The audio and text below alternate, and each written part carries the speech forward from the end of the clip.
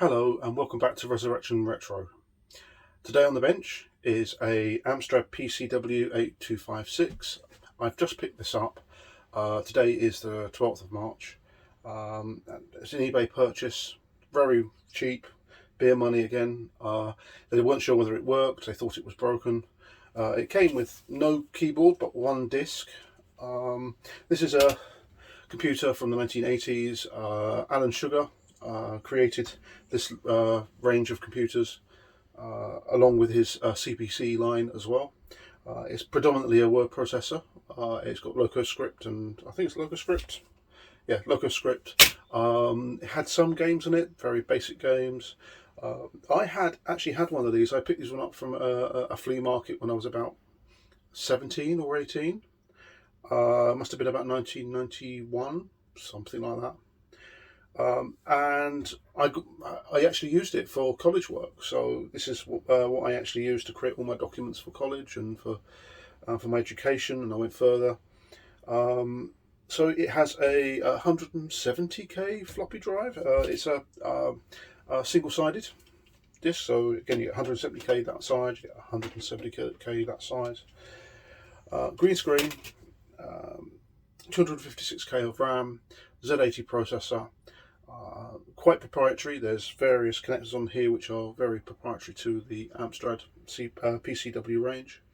There was a 512k version, which I'm actually going to upgrade. This one, if this one works out, is good and actually works, I'm going to actually upgrade it and pimp it out a little bit. I've got a keyboard on order, for another one from eBay. Not a great keyboard, but it works from what the seller says, so I'll be able to get this up and running. My plan is to basically dismantle it, clean it up, very similar to what I've done with other televisions.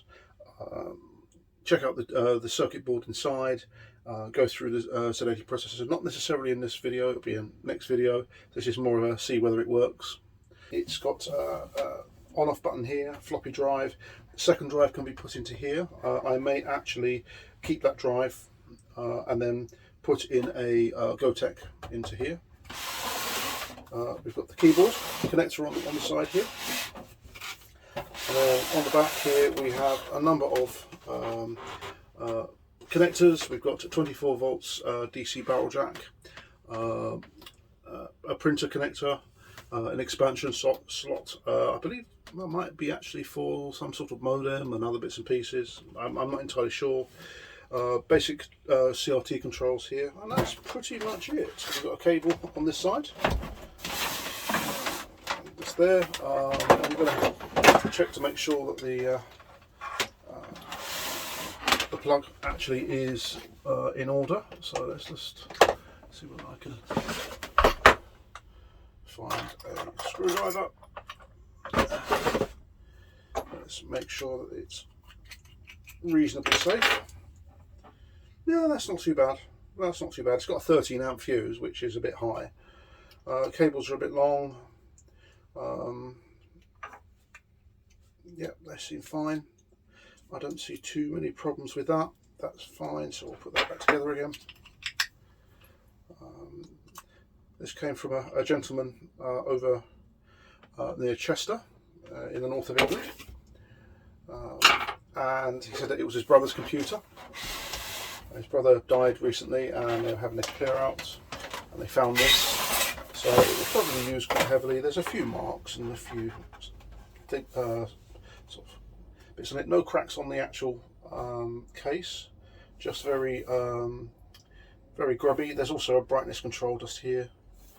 So okay, let's plug it in to the current limiting bulb and see what happens. So here we go.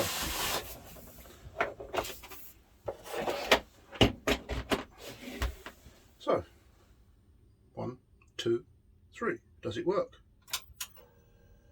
Oh, I can hear high voltage. I can hear the floppy drive. And there we are. It's working. Yeah, I can definitely hear the floppy drive. This is quite normal for the PCW.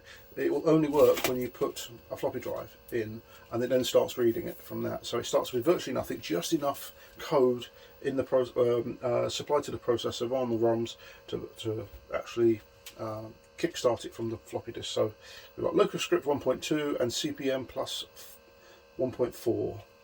So let's plug that in. And nothing.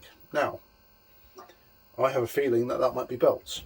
I can hear the motor spinning, but I can't hear much else. So, let's try the brightness. Yeah, the brightness looks pretty good. No overscan. Alright, let's power it off and crack it open.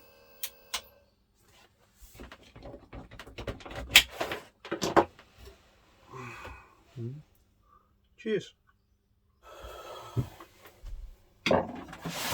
These were used quite a lot in the UK and Australia, I believe, as well. They were sold, and a few other places.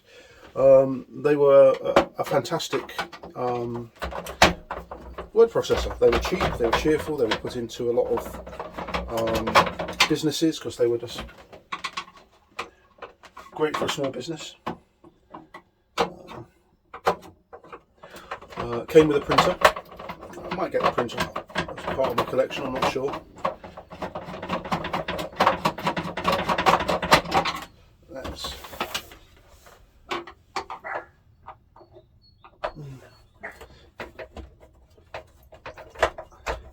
Yeah, they could do spreadsheets, they could do word processing, there was database work as well they could do. It was pretty much a productivity machine.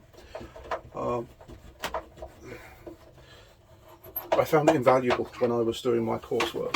So at the time, I can't remember what computer I had, but I remember seeing one in a flea market in South London, in an area called Merton. That's where I grew up, and it was cheap, pretty good condition. And came with a dot matrix printer. Some came with a daisy wheel printer, so an impact printer, I believe. And it got me through my college work. So when this came up on eBay, they tend to go for quite reasonable money on eBay. It was, yeah, let's go for it. Let's try it out. Yep, might need to take the base off. I have opened up one of these before, about 30 years ago. So this would have been about 1986, 87, 88 when these came out. And they were ubiquitous all over the place because they were so cheap. Oh yeah, that's quite grubby.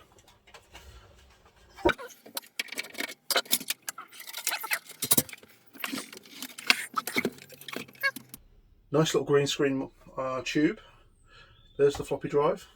That's the main system board. It's a little grubby. Z80 CPU.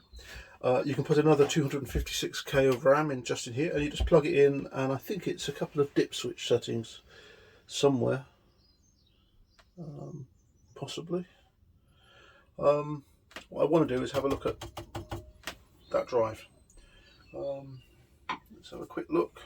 It's been used, but it looks the tube looks pretty reasonable. This is a capacitor nightmare all around here. It's, yeah, there's a lot. There's a lot of capacitors, so I will be going through those in short order, making sure that they're all good.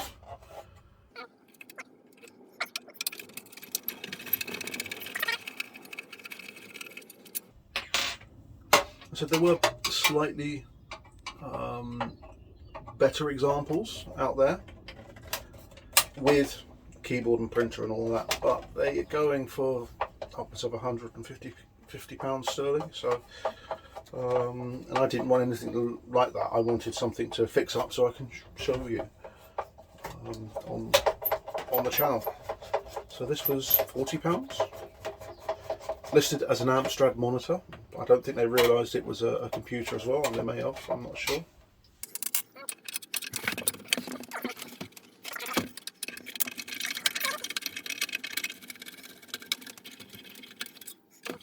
Periphractic has one as part of his background set.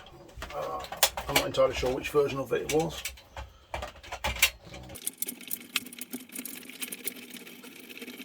These were mass-produced cheap stuff made out in Asia by Amstrad and brought back into the UK and other places. I believe they were quite popular in Europe as well, France especially.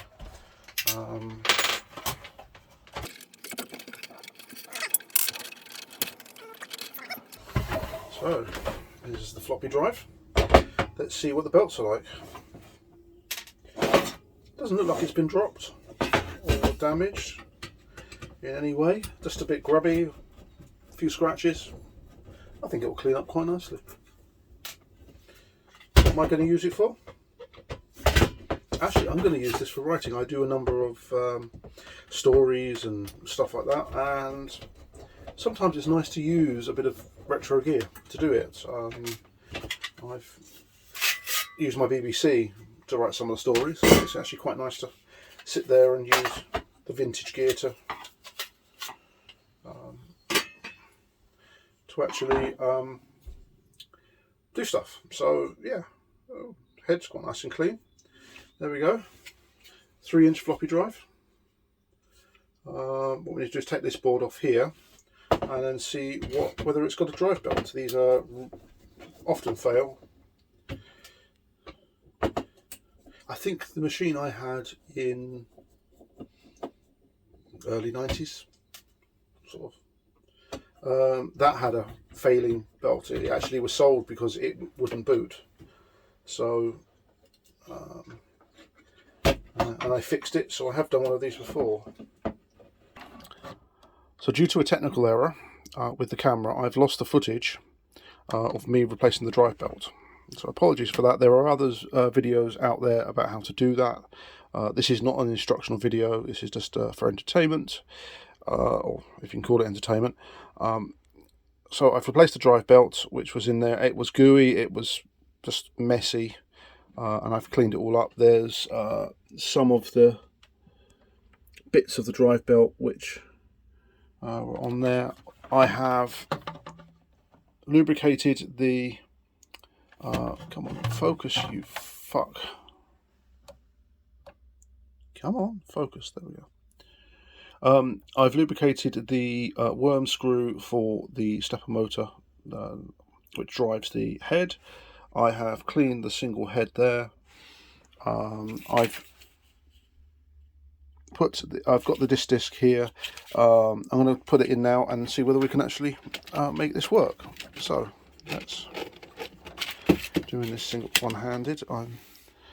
Let's see what happens. So it's plugged in over here. Let's see what happens.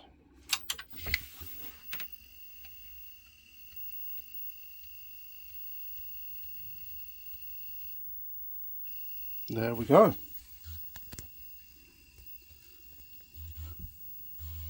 So it is reading. It seems to be having problems. Yes. Yeah. Oh yeah, there we go.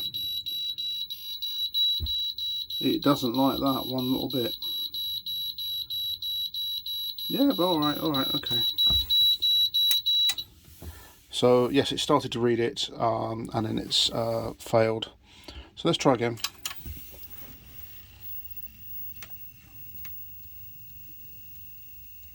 There we go, that's the loading procedure.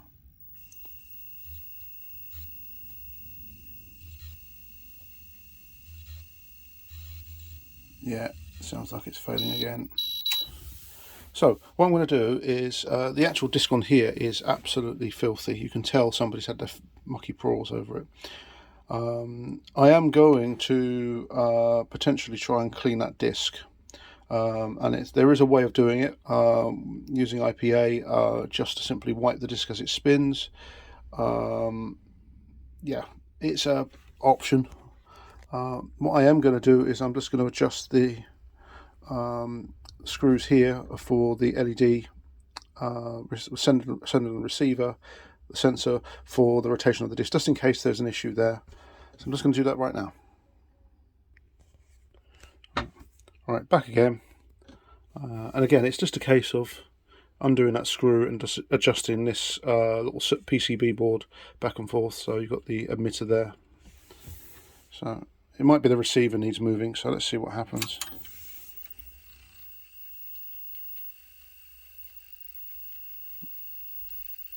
It's reading. Yeah. Okay, what I'm going to do now is try something. I've done it once or twice and it sort of works. I'm either going to destroy the disc or not. It doesn't matter because I'm going to have a Gotek drive in this, and I'll get some more discs as well. These floppy disks are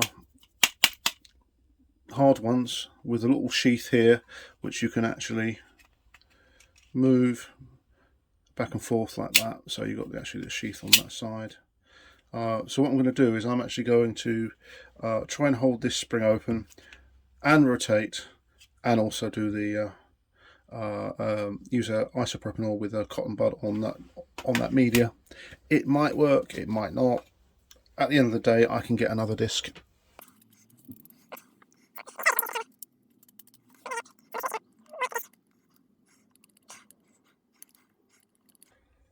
There'll be people screaming out there, oh no, you shouldn't do this. I've recovered discs, old 5 1/4 inch floppy discs, and I've had a few good uses out of them afterwards. Yeah, there we go. You can see the dust and dirt and crap and a bit of recording material and stuff like that. Ultimately, this is an old disc, well past its prime. I'm not going to be using these on a regular basis.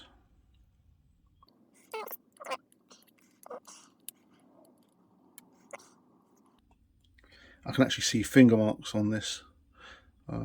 So somebody's put their fingers all over, grubby fingers all over it. I can also see some scratches. So this is literally the end game for this disc.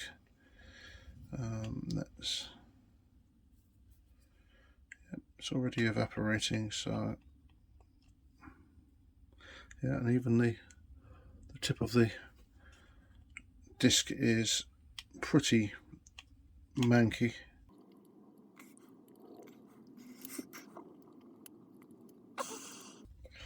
I can see a groove all the way across the disc, so I think the media has been compromised. So this may not do nothing, it may just kill the disc. So I'm actually going to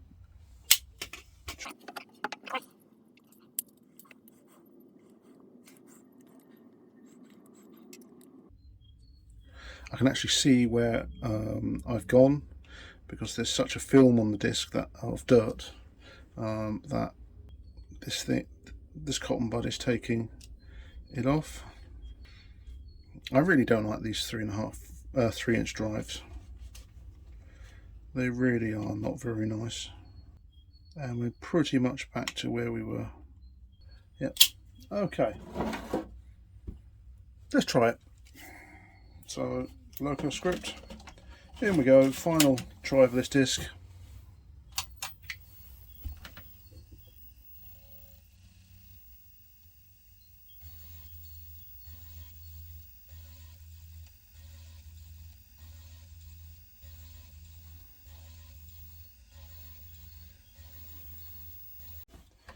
Yep. So let's just clean that head again.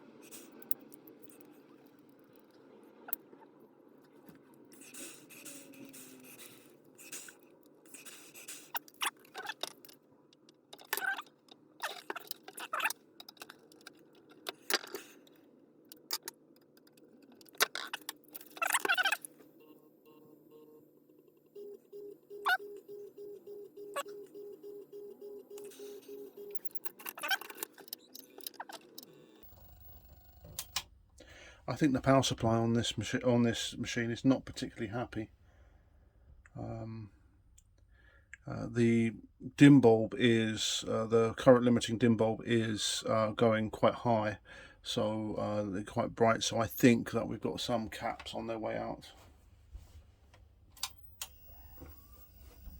And when it happens, the drive itself starts stuttering. So, oh, look at that! We have CPM. Just, I think. Wow, doesn't like that.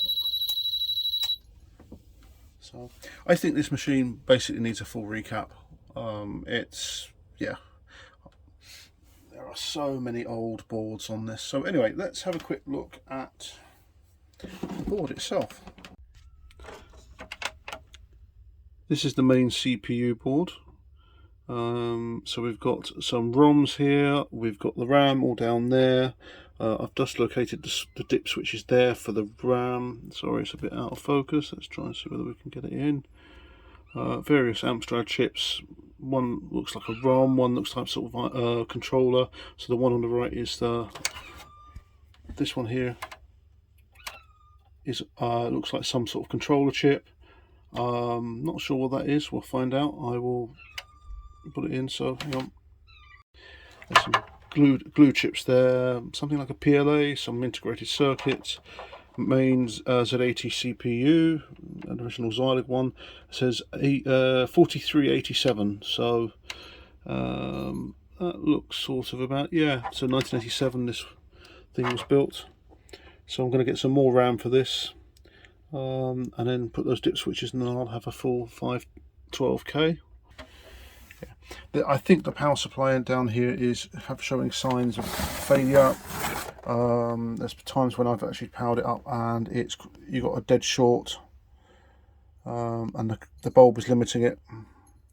So I'm going to go through that and try and sort that out. But yeah, that's a good little video about this. I'm going to basically refurbish it, take the tube out, clean it all up. The GoTech will probably go there, and the second floppy drive will go there.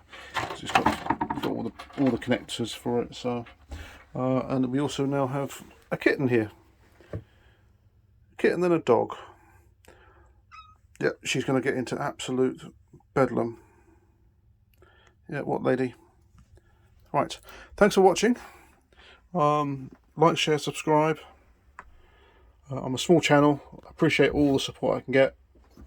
Yeah, see you on the next video.